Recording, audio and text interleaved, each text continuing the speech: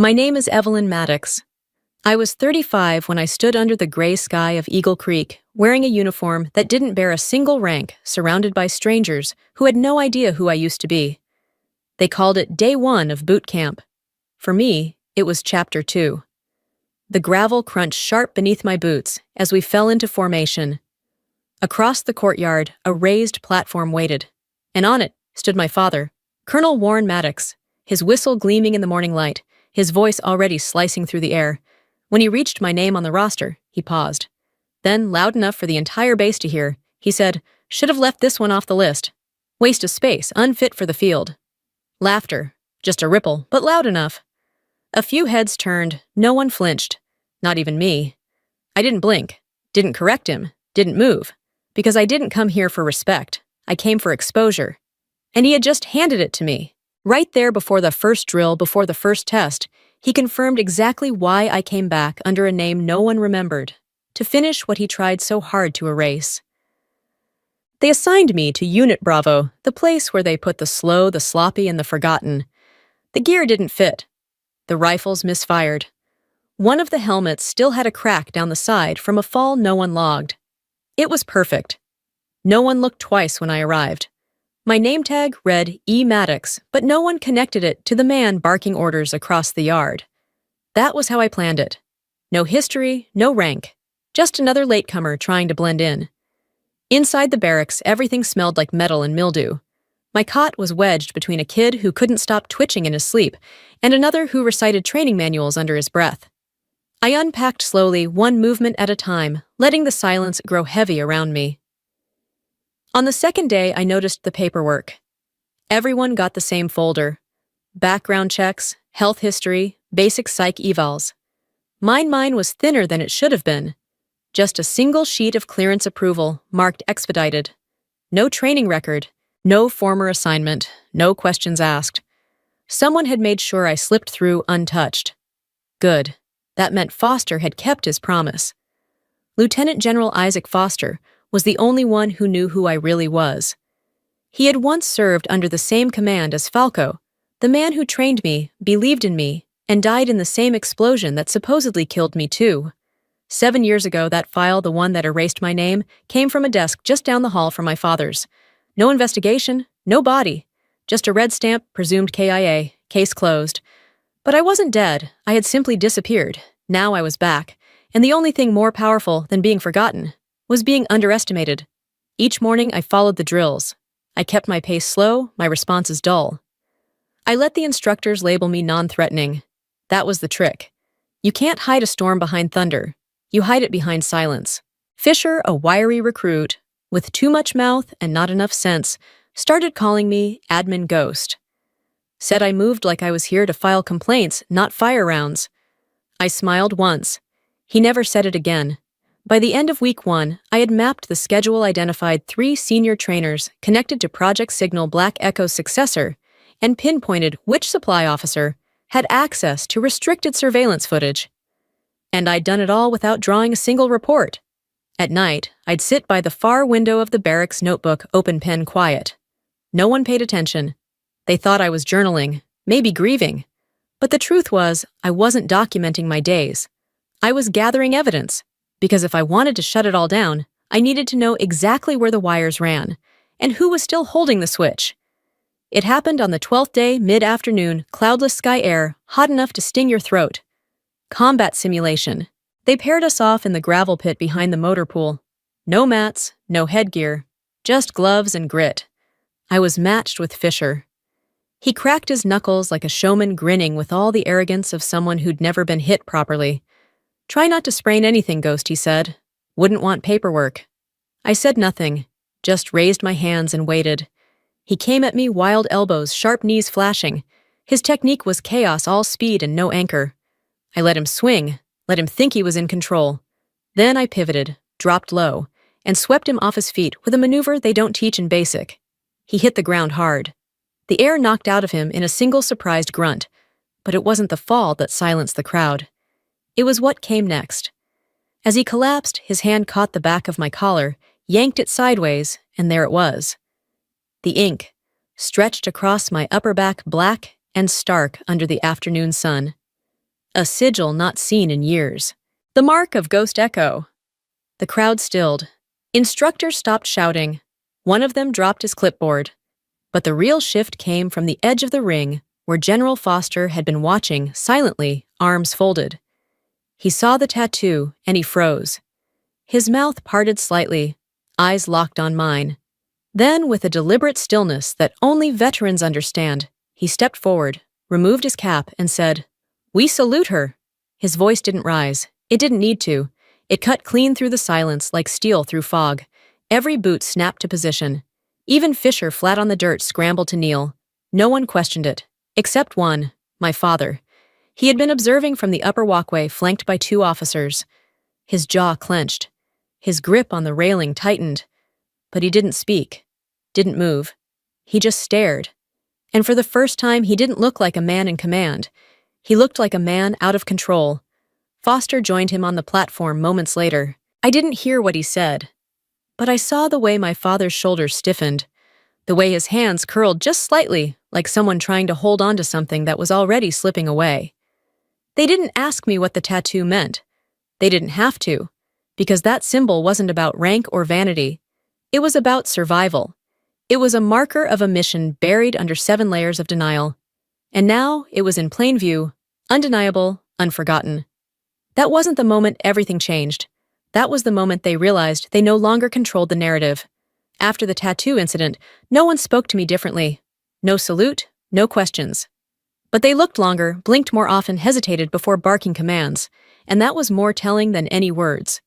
Foster didn't approach me in public. That wasn't his way. But 2 nights later, as I sat in the mess hall late nursing instant coffee, no one really drank. He slid a small drive across my tray. "Training footage," he said quietly, not even sitting. "Unofficial. No trace." "You have 1 hour." He left before I could respond.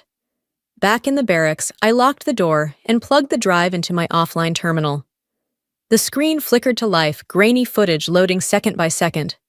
No sound, just timestamp overlays and wide-angle views of rooms labeled as Tier 4 drills. Except they weren't drills. They were conditioning. Recruits blindfolded in metal crates. Simulated betrayal scenarios. Forced isolation until emotional breakdown. And one line written on the wall of the simulation chamber, printed in white paint. "If you're not ready to be forgotten, you're not ready to be used." I stared at that line for a long time. Falco, my old commander, used to say, "We train soldiers, not tools." This was something else. This was manipulation turned into doctrine. And I'd seen it before, back when Black Echo was quietly transitioning into something darker. Before the explosion. Before my name disappeared. This wasn't just about control anymore. It was about obedience at the cost of self. I shut the terminal down, wiped the system, burned the drive. The next morning, I filed a request under the policy code for inter-unit transfer behavior metrics, citing morale disparities in Bravo platoon. It looked harmless, boring even. That was the point. It allowed me access to the internal rosters and performance logs. I started making notes, names of instructors, timestamps of repeat isolation drills, discrepancies between reported outcomes, and footage I had seen. And then came the note. Slid under my door sometime before dawn. No signature, just one line printed neatly. "Policy won't save them, and it won't save you either." I stared at it for nearly a minute. Not out of fear, out of clarity, because they knew I was watching. And that meant I was finally close. They had tried to erase me once, quietly and clean. Now I was standing in the center of their blueprint, peeling back the layers. They weren't just trying to shape a new generation of soldiers. They were trying to build ghosts. But this time, the ghost was awake and writing everything down.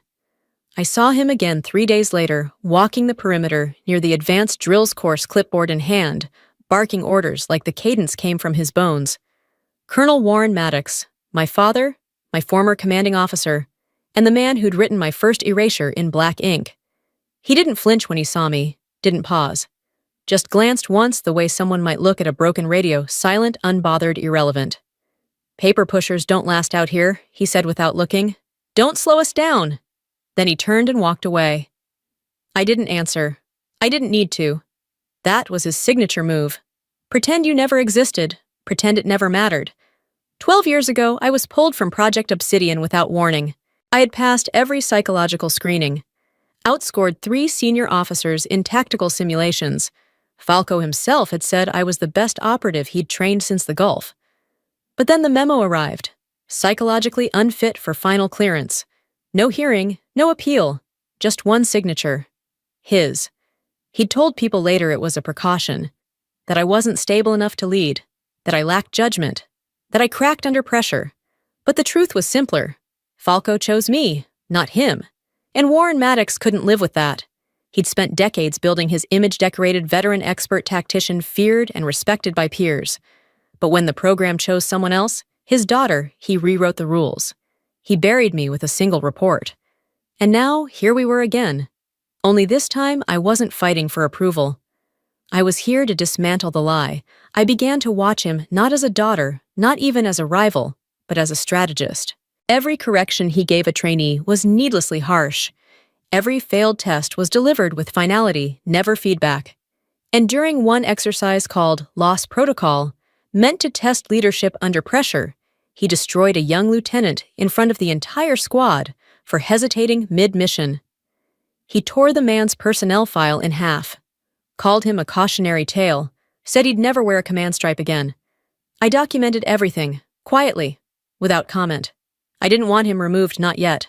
I wanted him visible, because I knew his kind.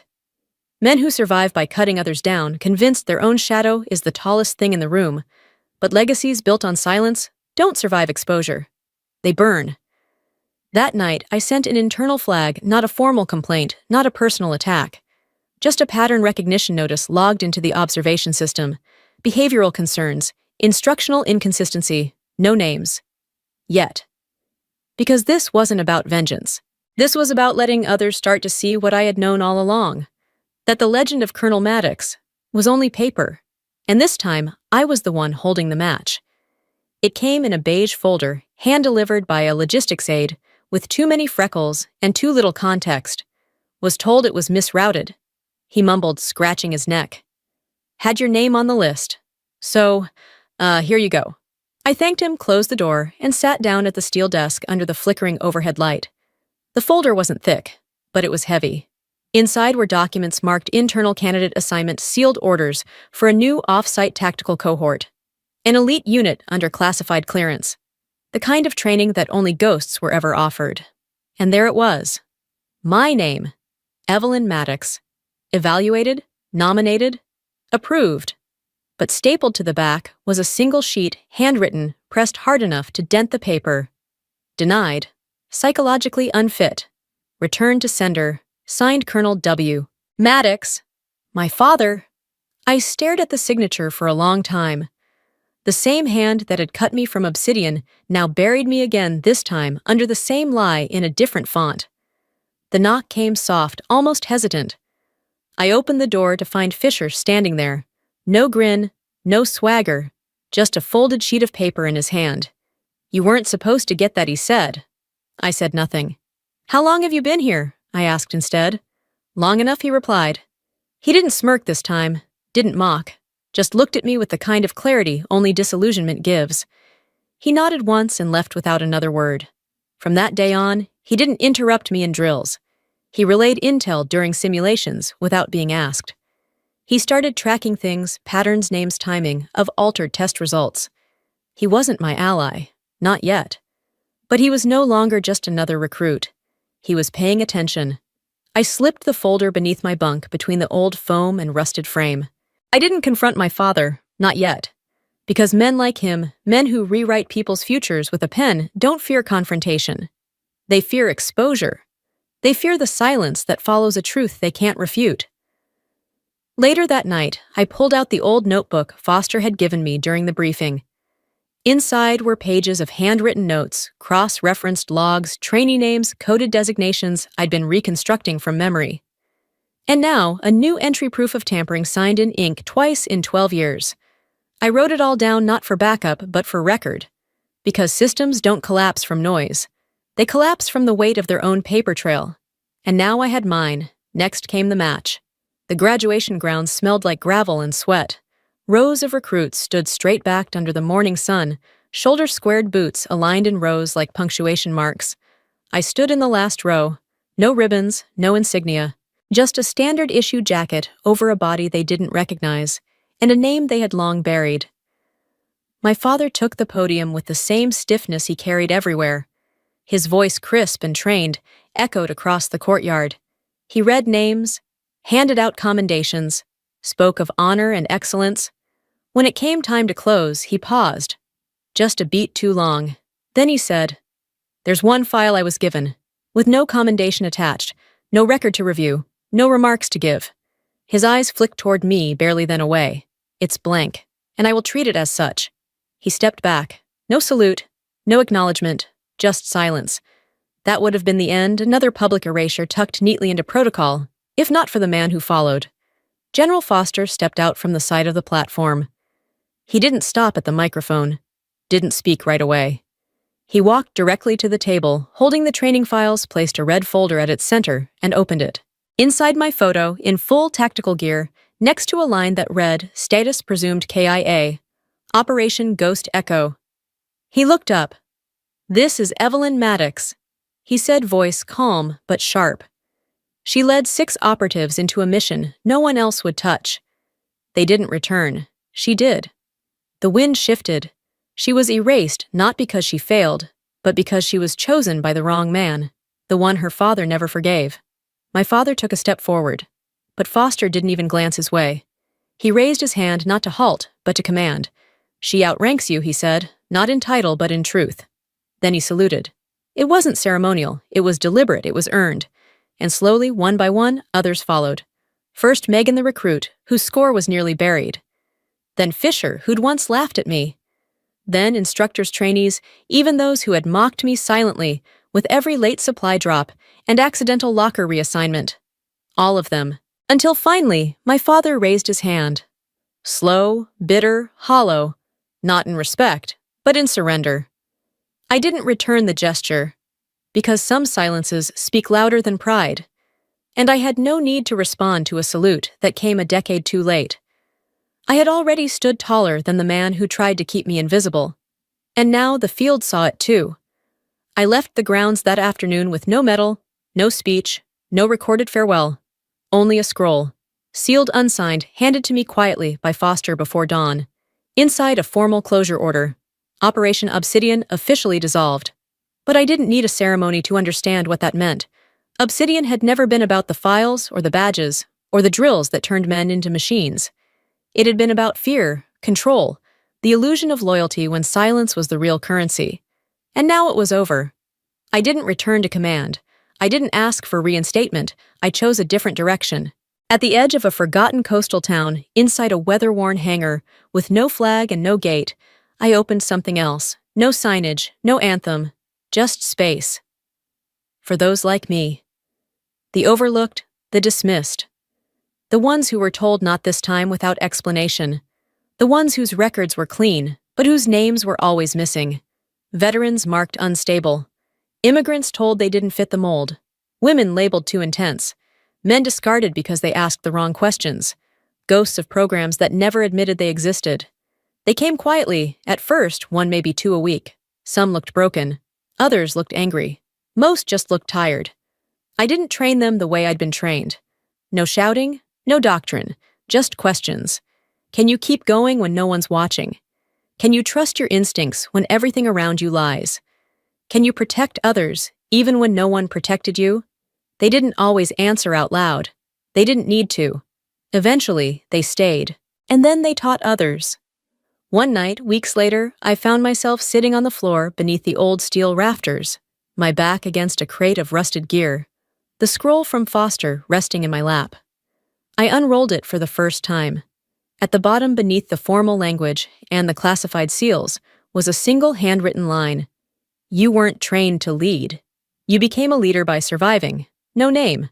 But I knew the handwriting. Foster never needed credit, just closure. I folded the paper carefully and tucked it into the back of my notebook, behind Megan's testimony, behind Fisher's ghost file, behind every entry that once marked me presumed dead. Obsidian had ended. But the people it shaped hadn't. We were still here, and we were no longer asking for permission to be seen. The next morning, I opened the hangar early. Wind swept through the doorway, carrying salt and dust, and something else momentum. A new recruit stood at the entrance. Young, guarded, shoes worn thin. She looked at the space like she didn't know if she was allowed in. I didn't ask her name, just nodded. "Coffee's to the left," I said. "Training starts when you're ready." She stepped inside, didn't even hesitate.